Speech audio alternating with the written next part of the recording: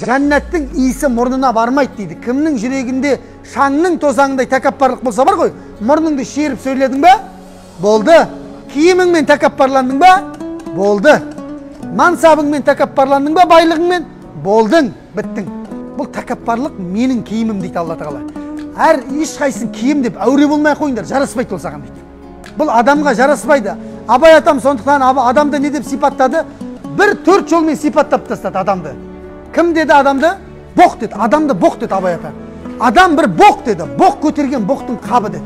Ішесің, жейсің, апарасың, тастайсың.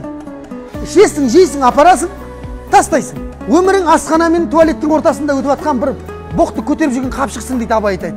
Боқтан жаман сасисың, өлсең тағы дейді. Көрдіңіз бе? Мәйттің иісін білесіңдер қандай болады, не? Құдай сақтасын. Менімен сен тең бе деп мақтанасың дейді. Көкірегіңді кересің дейді. Сен кім, мен кім деп те. Әй, ол білімсіздік белгісі баяғы дейді. Пайғамбар саллаллаху алейхи хадисін айтады. Баяғы сендерден бұрын қауымда бір кісі келе жатты дейді. Көйлегін сүйретіп, ана киноларда көресіздер ма? Бүйтіп артынан жүгіріп жүреді ғой, 4-5 адам жүгіріп. Сол тәкаппарлық бұл. Ja бүйтіп келе жатқан кезінде дейді, Алла Тағала жерді ашты да тығып жіберді дейді ғой былайынан. Ол жердің әлі бір шетінде жұтылып тұр да, ол шығады ертең. Қиямет қайында жаңа жігіт шығады, тәкаппарланған жігіт. Сосын не болады? Сыйлығын алады, тәкаппарлықтың сыйлығын алады.